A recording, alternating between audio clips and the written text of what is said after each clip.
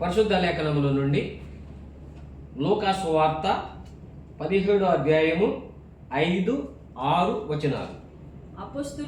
అపోస్తులు మా విశ్వాసము వృద్ధి పొందించుమని ప్రభువుతో చెప్పగా, ప్రభువు మీరు ఆవగింజంత విశ్వాసము గలవారైతే ఈ కంబలి చెట్టును చూచి నీవు వేళ్లతో కూడా పెళ్లగింపబడి సముద్రంలో నాటబడమని చెప్పినప్పుడు అది మీకు లోబడును.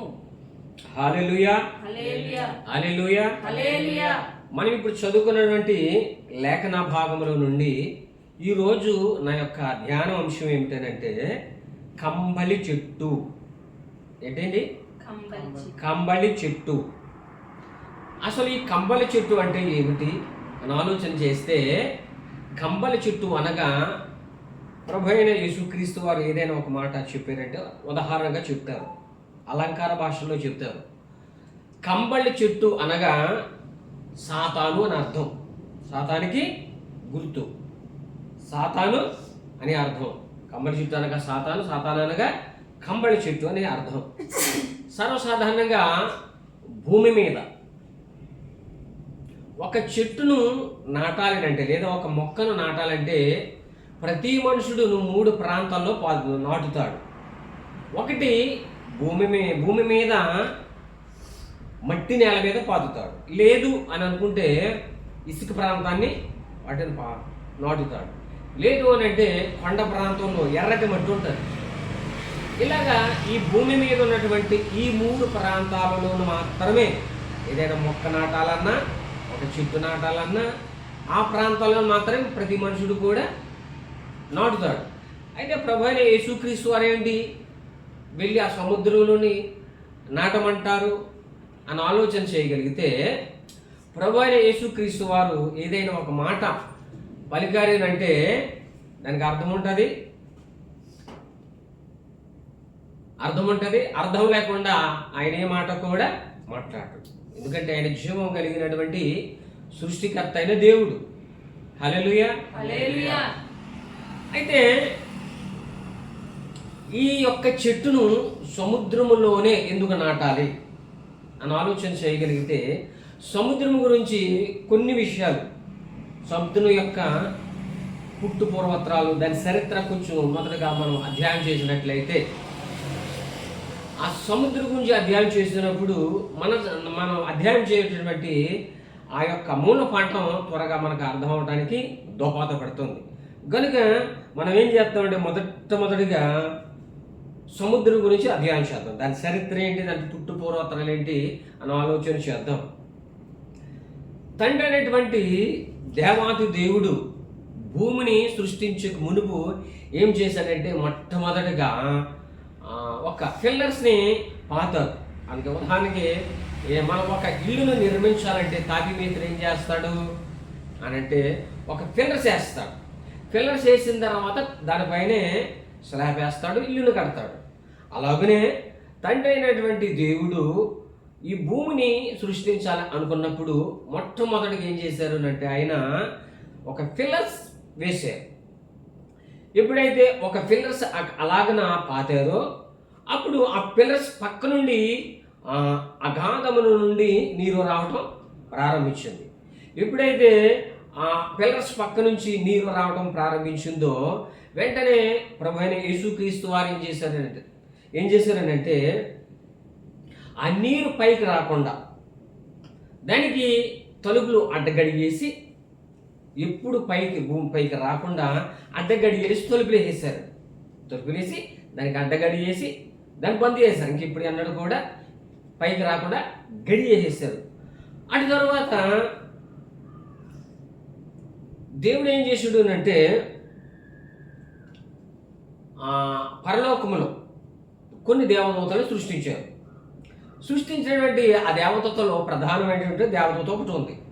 ఆ దేవదూత అనుకుందంట ఒక దినములో దేవుని కంటే ఆయన సింహాసనం నా సింహాసనం వేసుకుందామని తలంచినప్పుడు లేదా గర్వించినప్పుడు ఆ దేవాది దేవుడు అయినటువంటి దేవుడు ఆ దేవుని సన్నిధి నుండి ఆ దూతను త్రోసివేయగా లేదా నెట్టివేయగా అది సరాసరిగా వచ్చి దేవుడు సృష్టించినటువంటి ఆ భూమి మీద పడిపోయింది.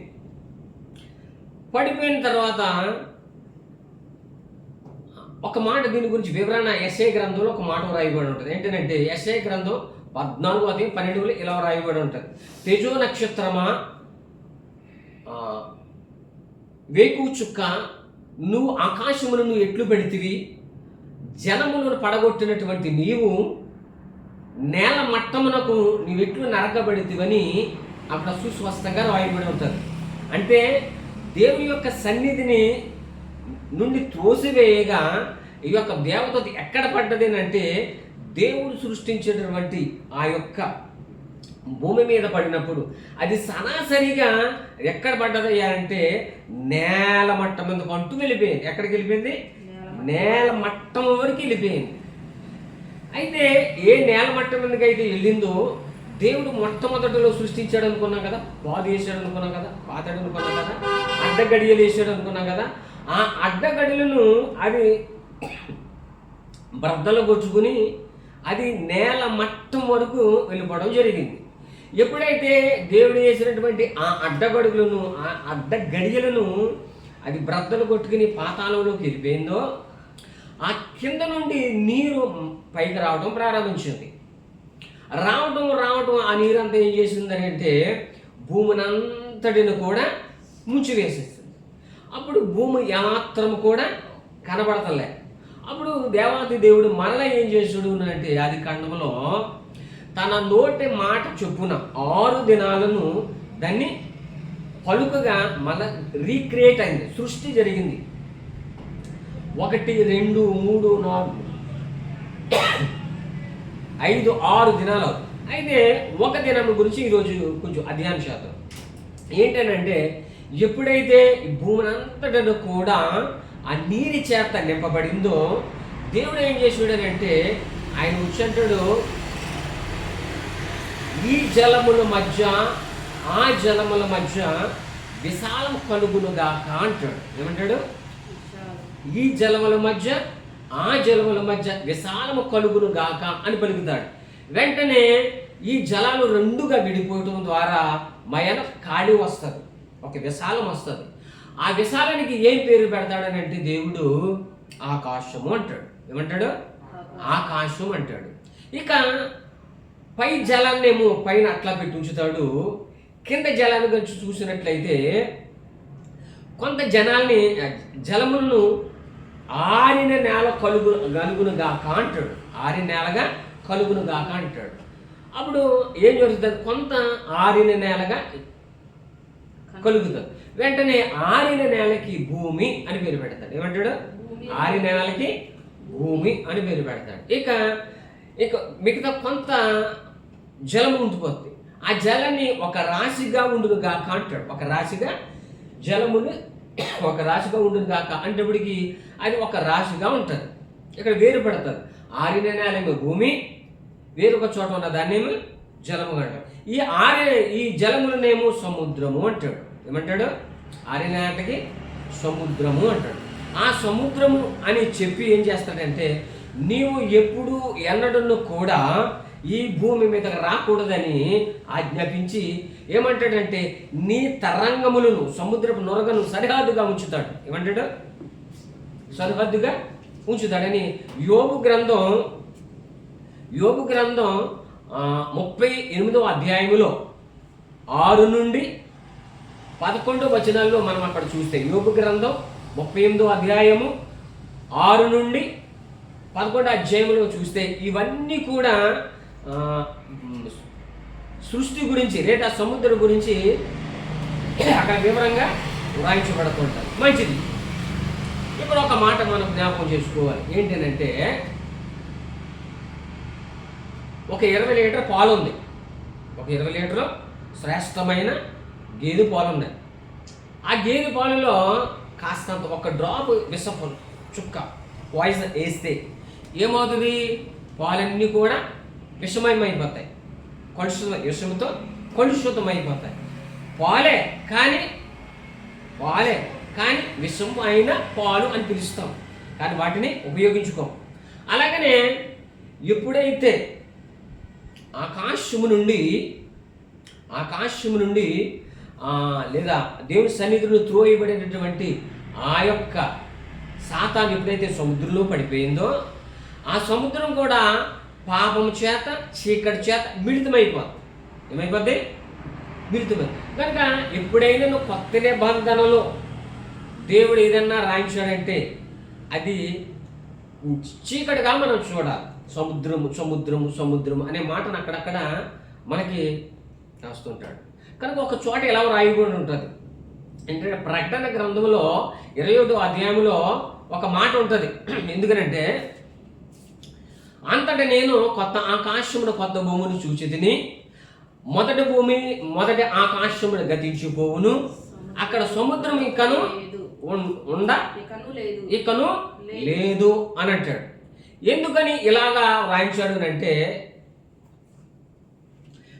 క్రీస్తు రక్తం చేత కడగబడిన మనమందరము కూడా అంటే పరిశుద్ధులందరూ కూడా వాక్యానుసారంగా జీవించి ఆత్మానుసారంగా జీవించిన తర్వాత ఏదో ఒక దినమున మనమందరం చనిపోతాం. చనిపోయినటువంటి మనమందరము కూడా ఆయన సన్నిధిలో ఉండాలని, అందుకని కొత్త ఆకాశము కొత్త భూమిని అక్కడ సృష్టించి ఉన్నారు.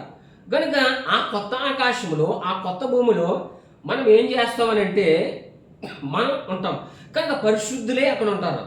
కనుక ఆ పరిశుద్ధిలో సముద్రం ఉండదు అనే అర్థం ఏంటంటే అక్కడ పాపమునకు చోటు లేదు అని అర్థం. హల్లెలూయా. కొత్త భూమి ఆ కొత్త ఆకాశంలో సముద్రం ఉండదని అంటే అర్థం ఏమిటి? సముద్రం ఉండదంటే పాపమునకు చీకటునకు లేదా సాతానుకు చోటు లేదు అని అర్థం అన్నమాట. కనుక ఇంకొక చోట సముద్రం గురించి మాట్లాడుతాడు. యాకోబు రాసిన పత్రిక 1వ అధ్యాయం 6వ వచనం ఇలా రాయబడి ఉంటుంది. యాకోబు రాసిన పత్రిక 1వ అధ్యాయం 6వ వచనం, ఎవడైనను అయితే అతడు విశ్వాసముతో చదవడమ్మా. యాకోబు పత్రిక 1వ అధ్యాయము 6.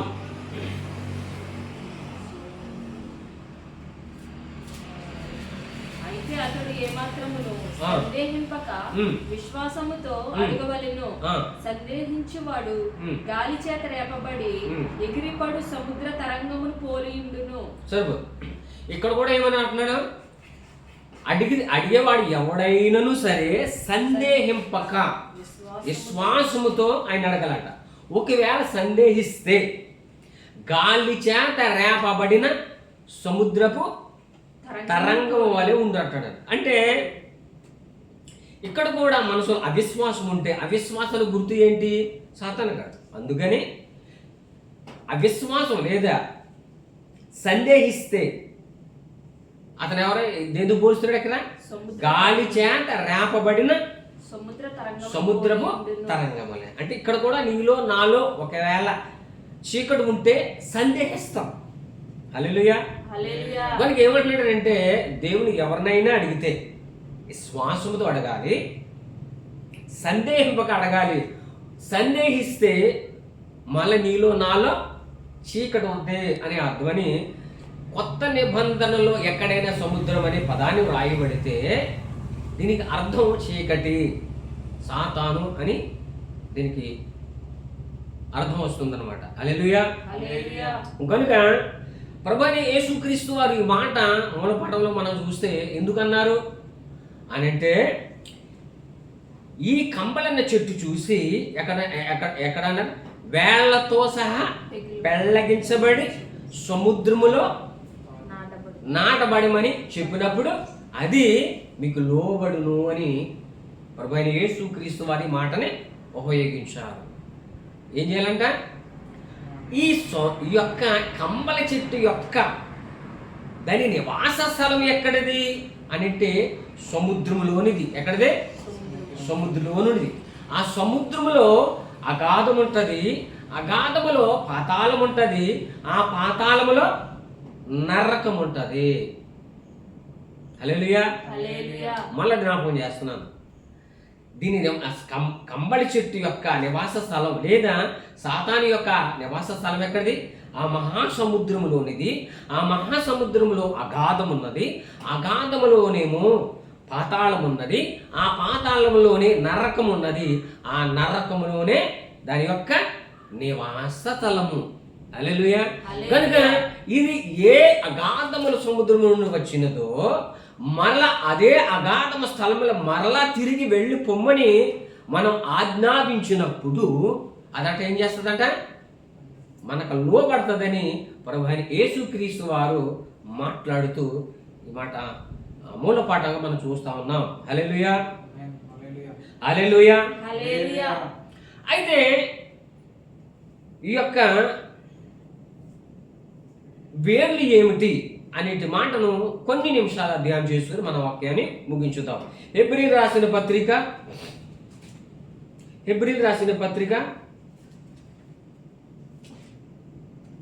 12వ అధ్యాయము. హెబ్రీయులకు రాసిన పత్రిక 12వ అధ్యాయం 15వ వచనం. మీలో ఎవడైనాను దేవుని కృపను పొందకుండా తప్పిపోవునేమో అనియు చేదైన వేరు ఏదైనా మొలిచి కలవరపరచుట వలన అనేకులు అపవిత్రులై పోవుదురేమో అనియు. సరిపోతుంది. హల్లెలూయా. మీలో ఎవడైనను దేవుని కృప పొందకుండా తప్పిపోయినేమో అనియు చేదైన వేరు ఏదైనను మొలచి కలవరపరచుట వలన అనేకులు అపవిత్రులై పోవుదురేమో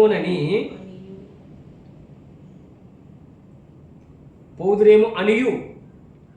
మనం చదువుకున్నటువంటి ఈ లేఖన భాగములో రెండు మాటలు ఇక్కడ కనబడతా ఉంటాయి. ఒకటి దేవుని కృప, రెండవదిగా చేదైన వేరులు. హల్లెలూయా. మొదటగా దేవుని కృప గురించి మనం అధ్యయనం చేద్దాం. ఈ పరిశుద్ధ గ్రంథములో ఇద్దరు వ్యక్తులు మనకు కనబడతారు. ఒకరు దేవుని కృప పొందినవారు, ఒకరేమో దేవుని కృప పొందలేనారు. ఎవరు అంటే వారు మనకి సుపరిచితులు అనేటువంటి వ్యక్తులే. ఎవరనంటే యాకోబు, యాసావు. ఎవరు? యాకోబు, యాసావు. యాకోబు గురించి మనకందరికి కూడా తెలిసినటువంటి విషయమే. ఏంటంటే యాకోబు అనగా మనకందరికీ తెలిసిన విషయం ఏంటంటే మోసగాడు. హల్లెలూయా. మనకు తెలిసిన విషయం ఏంటమ్మా? మోసగాడు. ఈ మోసగాడు అనేసరికి అన్నను మోసం చేశాడు, తండ్రిని కూడా మోసం చేశాడు. మోసం చేసినటువంటి యాకోబుకి అర్థమైపోతుంది, నా యాకోబు నన్ను ఖచ్చితంగా నన్ను చంపేస్తాడు అని చెప్పేసి భయం చేత ఉన్నప్పుడు తల్లి సహాయం చేత యాకోబు యొక్క మేనమామ దగ్గరికి వెళ్ళిపోతాడు. మేనమామ దగ్గరికి వెళ్ళి ఇంచుమించు 14 సంవత్సరాలు కొలువు చేస్తారు. ఎన్ని సంవత్సరాలు? 14 సంవత్సరాలు కొలువు చేస్తారు. అంటే పాలితనం అని అర్థం. మన లోక భాషలో మనం మాట్లాడుకుంటే, నోటుగా మనం మాట్లాడుకుంటే. అయితే మేనమామకి మేనల్లుడికి మధ్య 14 సంవత్సరాలు ఒక నిబంధన లేదా ఒక వడంబడిక చేసుకుంటారు.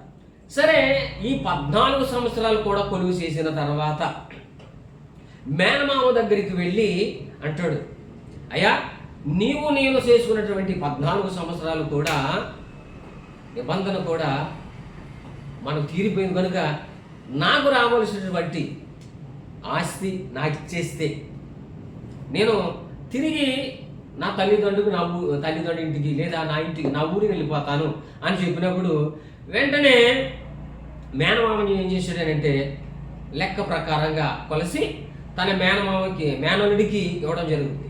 అయితే తీసుకున్నటువంటి ఆ యాకోబు ఆస్తిని తన పిల్లని తీసుకుని తన సొంత ఊరికి వెళ్ళిపోతూ ఉంటాడు. వెళ్ళిపోతున్నటువంటి తరుణములో ఒక వ్యక్తి ఎదురొచ్చి యాకోబుతో అంటున్నాడు, అయ్యా నీ అన్నయ్యటువంటి యాకోబు చాలా నీ మీద కోపంగా ఉన్నాడు, నిన్ను చంపేస్తాకి రెడీగా ఉన్నాడు అని చెప్పేసి ఒక దుర్వార్త యాకోబుకి అందుతుంది. వెంటనే ఆ మాట వినటువంటి యాకోబు భయపడతా ఉంటాడు. భయపడి ఉన్నటువంటి తరుణంలో ఒక ఆలోచన యాకోబుకి తడుతారు. అనుకుంటాడు ఆయన, నాకు కలిగినటువంటి ఆస్తిని, నాకు ఉన్నటువంటి భార్య బిడ్డలని, కుటుంబాన్ని మొదటగా నేను పంపేస్తాను, అప్పుడు కొంత కోపం చల్లారుతుంది అని ఆలోచన కలిగి కొంత ఆస్తిని, మేకలు, మందను, అటువంటి అన్నిటి కూడా మొదట పంపేస్తాడు. అలా కుటుంబంలో కూడా ఎబ్బేకు అనేటువంటి రేవు దాటించి వాళ్ళని పంపేస్తాడు. ఆ తర్వాత ఈ యాకోబు ఒంటరిగా ఎబ్బేకు అనేటువంటి రేవు యొద్ద ఒంటరిగా ఉంటాడు. అప్పుడు అర్ధరాత్రి వేళ అయిపోతుంది, భయంగా ఉంటుంది, ఎవ్వరు కూడా అచ్చట ఉండరు. వెంటనే అల్లంత దూరాన్ని ఒక నరుడు ఎదురు వస్తూ ఉంటాడు. ఆ నరుడును యాకోబు ఎదుర్కొని ఆయనతో ఈయన ఏం చేస్తాడనంటే పెనుగులు ఆడుతూ ఉంటాడు. చాలా చేపు ఇద్దరు కూడా పెనుగులు ఆడుతూ ఉంటాడు. ఇంకా ఆ నరుడు లేదా ఆ దూత యాకోబుతో పెనుగులాడలేక యాకోబుతో అంటాడు, అయ్యా నాకు తెల్లవారిపోతుంది, నన్ను విడిచిపెట్టేసే వెళ్ళిపోతానంటాడు. వెంటనే యాకోబు అంటాడు, లేదు నన్ను ఆశీర్వదించితేనే కానీ నిన్ను విడిచిపెట్టనని ఇద్దరు కూడా హోరాహోరీగా పెనుగులాడుతూ ఉంటారు. అయితే ఆ దూత అంటది, సరే నీ పేరేంటి చెప్పాడు. వెంటనే యాకోబు అంటాడు, యాకోబు అంటాడు, నా పేరు యాకోబు అంటాడు. అవునా, సరే. యాకోబు అనగా నువ్వు ఇంతవరకు కూడా మోసం చేసావు కనుక నీలో మోసం చేయటానికి కలిగినటువంటి చేదైన వేరు నీలో ఉంది, అందుకే నువ్వు మోసం చేస్తా ఉన్నావు. కనుక నిన్ను నేను ఏం చేస్తానంటే నీలో ఉన్నటువంటి మోసం చేయుచున్నటువంటి ఆ చేదైన వేరు నరికివేసి నాలో నిన్ను కట్టుకుంటాను అని చెప్పేసి ఆ యాకోబులో ఉన్నటువంటి ఆ తుంటు నరమును ఏం చేస్తాడంటే దూత కట్ చేసి అంటాడు, ఇదిగో నీలో ఉన్నటువంటి ఆ చేదైన వేరు నేను కట్ చేసేస్తాను కనుక ఈ రోజు నుండి నీ మోసగాడు కాదు, నువ్వు ఇశ్రాయేలుగా నిన్ను దీవిస్తున్నాను, నీ పేరు ఇశ్రాయేల్ అంటాడు. ఏమంటాడు? ఇశ్రాయేల్. ఎప్పుడైతే నీవు ఇశ్రాయేలుగా ఆయన దీవించాడో ఆయనకి అనేక దేశాలుగా అధిపతిగాను అనేక దేశాలు ఈయన వైపు చూసినట్లుగా ఆశీర్వదించాడు. హల్లెలూయా. సరే, ఈ యాకోబు సంగతి ఎట్లా వచ్చింది, ఆశీర్వదించింది. యాకోబు గురించి అధ్యయనం చేద్దాం. యాకోబు తండ్రి దగ్గరికి వచ్చి అంటాడు, తండ్రి నీవు చెప్పినటువంటి మాంసము నేను సిద్ధపరిచి నీ వద్దకు తీసుకొచ్చాను, నన్ను ఆశీర్వదించు అని చెప్పి యాకోబు అంటాడు. వెంటనే ఆ యొక్క తండ్రి అంటాడు, అయ్యో ఇప్పుడే కదంటే ఆశీర్వదించాను అంటాడు. ఏంటి ఆశీర్వదించావా? అయితే నిన్ను కూడా మోసం చేసాడా అంటాడు అని ఏడుస్తూ ఉంటాడు. అయ్యే వెంటనే ఎవడంటే ఇంకెవడు, యాకోబు, నా తమ్ముడు యాకోబు నిన్ను మోసం చేశాడు, నన్ను మోసం చేశాడు, ఆశీర్వాదాలన్నీ ఆడికి పట్టిపోయాడు అని ఏడుస్తున్నాడు. వెంటనే తండ్రితో అడుగుతున్నాడు యాసేపు, అయ్యా ఒక్క దీవెనైనా కూడా లేదా అన్నప్పుడు తండ్రి అంటాడు, ఒక్క దీవెన కూడా లేదు, శాపం మాత్రమే ఉన్నదంటాడు. వెంటనే అంగలాచి ఏడ్చుతా ఉంటాడు యాకోబు. క్షమించాలి. కనుక దేవుని వాక్యం ఏం చెబుతూ ఉందనంటే యాసావును ద్వేషించును యాకోబును ప్రేమించు అని అంటది. ఏమంటది? యాసావును ద్వేషించెను యాకోబును ప్రేమించును. అంటే దేవుడు పక్షపాత కాదే.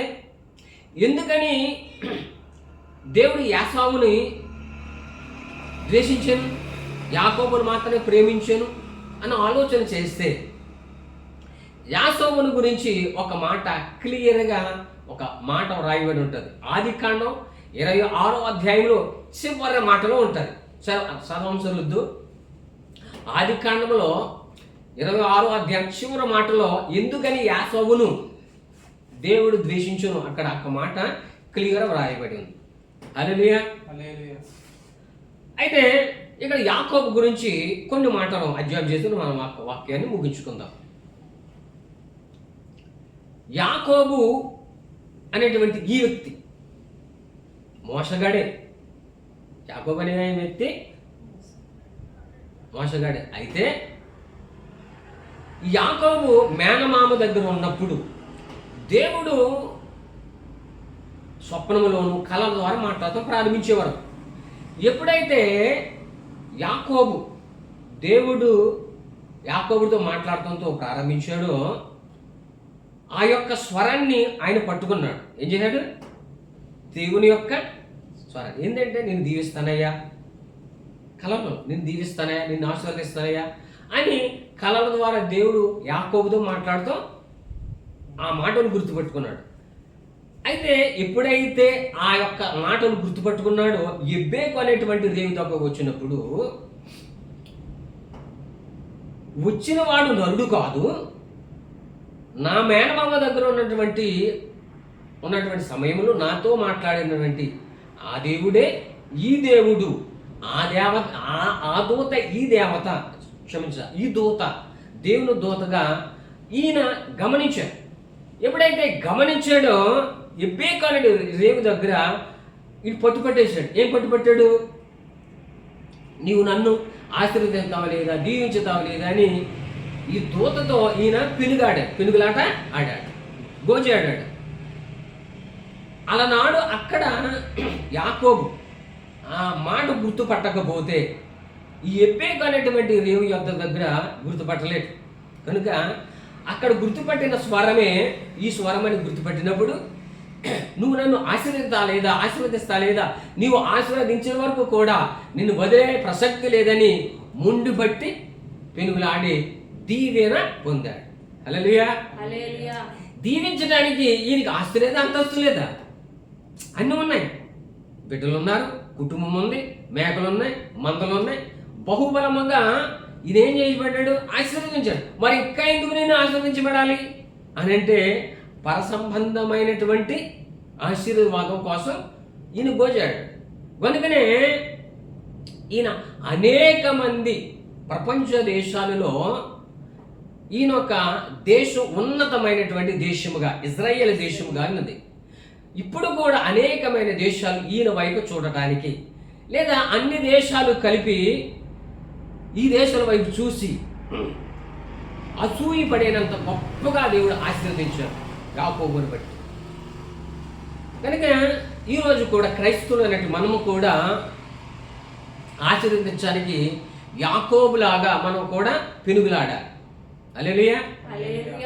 ఎలాగాడాలి? యాకోబులాగా దేవునితో పెనుగులాడాలి.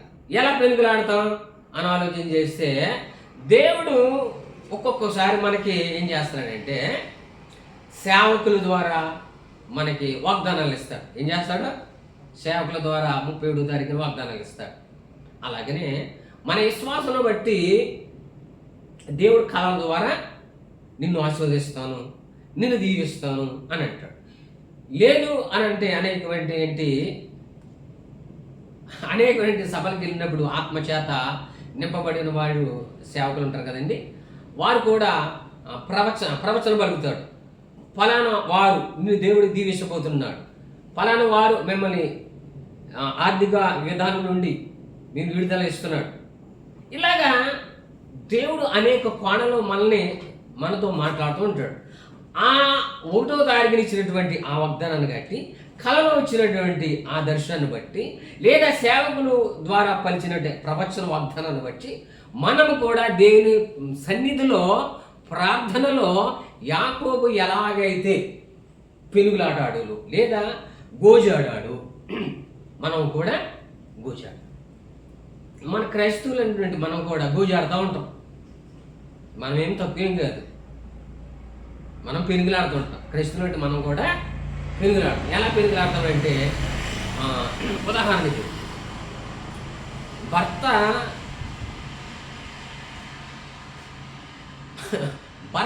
ఆనందం ఉన్నప్పుడు భార్యతో అంటాడు, ఏమే నీకు కొంటాను అంటాడు.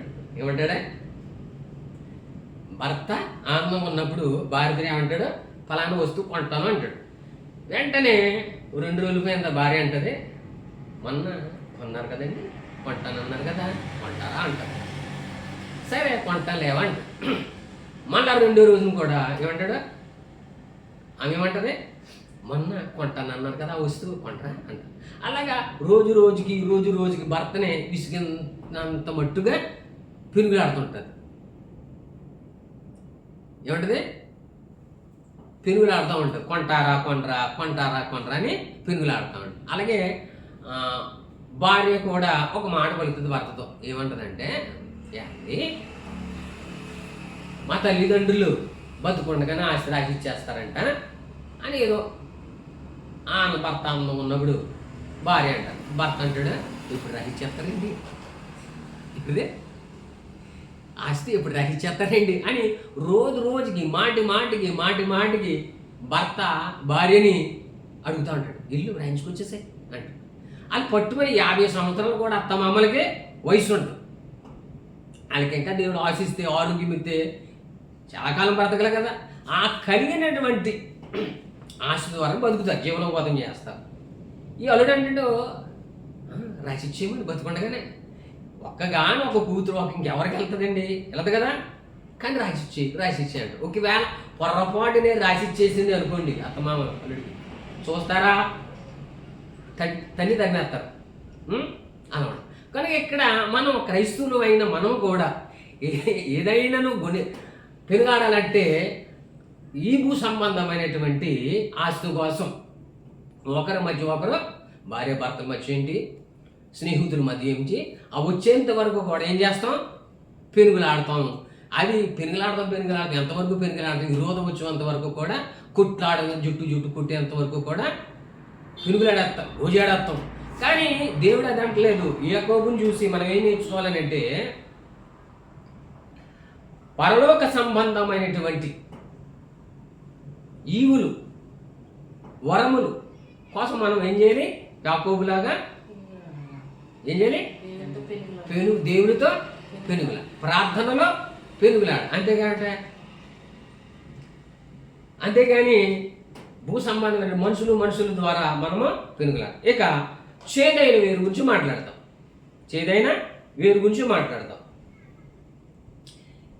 ఎబ్రీ రాసిన పత్రికలో 2వ మాట ఏంటది? చేదైన వేరు. ఈ చేదైన వేరు ఏంటట? చదవండి. చేదైన వేరు ఏదైనా మొలచి కలవరి పరుచుట వలన అనేకులు అపవిత్రులైపోదురేమో. హల్లెలూయా. 2వ మాట ఏంటి? చేదైన వేరు. ఈ చేదైన వేరు ఉండటం వల్ల మనం ఏమైపోతాం? అపవిత్రులు అయిపోతామంట. క్రీస్తు రక్తం చేత కడగబడిన మనమందరం కూడా పరిశుద్ధులమే. అయితే చేదైన వేరు మనలో ఏదైనా మొలిస్తే మరలా మనం ఏం చేస్తాం? అపవిత్రులు అయిపోతామని నేను వాక్యం చేస్తాను.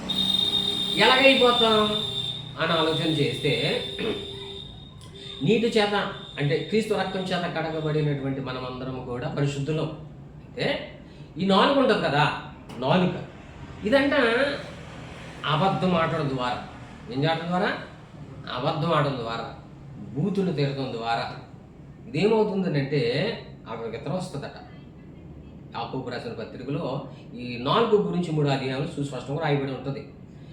ఈ 4 నరకమునకును ఈ మనిషికిని అంటే ఆత్మకు కూడా లింకప్ అవుతూ ఉంటుందంట. మనం ఎప్పుడైతే అపవిత్రం మాట్లాడతామో, ఎప్పుడైతే మనం బూతులు మాట్లాడతామో, ఎప్పుడైతే మనము అబద్ధం మాట్లాడతామో, ఈ 4 ద్వారా మాట్లాడే ప్రతి మాటల ద్వారా మనకేమవుతుంది? అపవిత్రత వస్తుంది. దీని వాక్యం సెలవిస్తారు. ఎబ్రీ రాసిన పత్రిక 3వ అధ్యాయం చదువుదామా. ప్రతి ఇల్లు ఎవడైనను ఒకని చేత కట్టబడును. కాదు, క్షమించాలి. ఎబ్రీ నేను యాకోబు 3వ అధ్యాయం 6వ వచనం. నాలుక అగ్నియే, నాలుక మన అవయములలో ఉంచబడినది, పాప ప్రపంచమైన సర్వ శరీరమునకు మాలిన్యమును కలుగు చేయుచు, ప్రకృతి సక్రమునకు చిచ్చు పెట్టును. హల్లెలూయా. ఈ నాలుక ఎంత ప్రమాదమైనదో దేని ఒక వాక్యం ఇక్కడ సెలవిస్తా ఉంది. అంతేకాదు కానీ ఈ దేహంలో ఇంకేముండకూడదు అంటే చాలా జాగ్రత్తగా వినాలి. ఇంకా పాపము, మత్సరము, క్రోధము, అసూయ, ద్వేషము ఇటువంటి ఏమైనా మన హృదయంలో ఉంటే అపవిత్రమని నేను వాక్యం చదివిస్తాను. అదే అధ్యాయంలో 3వ అధ్యాయంలో 14 వచనం చూస్తే, అయితే మీ హృదయములలో సహింపవలని కాని మత్సరమును వివాదమును ఉంచుకొనిన వారి అయితే. చదవనమ్మా. అయితే మీ హృదయములలో సహింపనలవి కాని చేదైన మత్సరమును వివాదమును ఉంచుకొనిన వారైతే. సరిపోతుంది. అక్కడ సహింప వలనవి కాని అనే మాట ఫుట్నోట్లో చూడండి ఏమని రాయబడిందో. చేదైన. హల్లెలూయా, హల్లెలూయా. ఏంటయ్యా సహించవలని అంటే ఏంటి? ఏమనుకున్నా? పాపము, అబద్ధము, మత్సరము, వివాదము, ఇటు అనేకమైన, ఒకటి కాదు రెండు లెక్కకు మించినవి అనేకమైనటువంటి ఏంటి అని అంటే అవన్నీ కూడా సహింపవలని కానివి, అవే చేదైన వేరు. హల్లెలూయా. కనుక ఇవన్నీ కూడా ఏంటంటే ఈ వేర్లు. ఏంటివి అన్నీ కూడా? ఏంటవి? వేరులు. ఈ చేదైన వేర్లు. మనం ఏదో సరదాగా అబద్ధం ఆడేసేవులే, సరదాగా సరస్వత్త మాట్లాడేసేవులే, ఏదో సరదాగా ఓ బూతు మాటలు తిట్టేసేవులే, ఫోన్లే ఆడేదో అన్నాడని కోపం మనలో పెట్టేసుకున్నాములే, కొన్ని రోజులు తరలారిపోద్దలే, ఆడు మొదటి నన్ను పిలిచాడు తర్వాత నేను పిలవలేదులే ఆయన మత్సరం పెట్టుకుంటాం వల్ల, ఇవన్నీ కూడా ఏమిటి? సహింప వలని కానివి. అదే పుట్టినోట్లో చెబుతుంది చేదైన వేరుడు. ఈ చేదైన వేరుడు మనలో ఉంటే మనం అపవిత్రం అయిపోతాం కదా. కనుక దేవుని వాక్యం ఏం చెప్తుంది? మూలపాఠంలో ఏం చెబుతుంది? ఈ కంబళి చెట్టును చూచి వేళ్లతో సహా పెళ్ళగించబడాలంట. వేళ్లతో కూడా పెళ్ళగించబడాలి. ఎందుకని పెళ్ళగించబడాలి అని అంటే ఇవన్నీ కూడా అబద్ధము, కోపము, మత్సరము, అసూయ, ద్వేషము, పగ, ఇవన్నీ కూడా ఎవడు తీసుకొస్తాడు అంటే చీకటి. ఎవరు? చీకటి అనగా సాతాను, అనగా చీకటి అనగా కంబళి చెట్టు అనగా దానికి ఉన్నటువంటి వేరులు. ఆ వేరులే కోపము, క్రోధము, మత్సరము, ఇవన్నీ లోన పెట్టుకుంటే మనం సాతాను గడి నివసిస్తాడు. కంబళి చెట్టు మనం నివసిస్తూ ఉంటుంది. కనుక యేసు నామములో నాలో ఉన్న చీకటి కానీ, కోపము కానీ, అబద్ధము కానీ, మత్సరము కానీ, ఇవన్నీ కూడా గూడు కట్టుకున్నటువంటి ఏ కంబళి చెట్టు అయితే గూడు కట్టుకుని వేలతో ఉన్నదో నజరేయుడైన యేసుక్రీస్తు నామంలో నా నుండి బయటకు పొమ్ముని గాక అని, ఏ సముద్రంలో నుండి అయితే నా దేహంలోనికి వచ్చిందో తిరిగి ఆ సముద్రానికి వెళ్ళును గాక అని నజరేయుడైన యేసుక్రీస్తు నామమును మనం ఉచ్చరించి పలికినప్పుడు దేవుడే మనం ఏం చేస్తారంటే సహాయకుడుగా వచ్చి ఆ వీళ్ళన్నిటిని కూడా పెగలించబడతాడు. హల్లెలూయా. మనలో ఉన్నట్టు చేదు వీళ్ళన్నీ కూడా ఏమవుతాయి? పెళ్ళగించబడతాయి. అప్పుడు ఏం చేయాలంటే ఆ పెళ్ళగించబడినటువంటి ఆ చోటలో ఖాళీ స్థలం ఉంటుంది. ఆ ఖాళీ స్థలం ఉంటుంది. మరి ఆ ఖాళీ స్థలంలో మనం ఏం చేయాలంటే వాక్యం అనే విత్తనం వేయాలి. ఏం చేయాలి? వాక్యం అనే విత్తనం వృతం వేయాలి.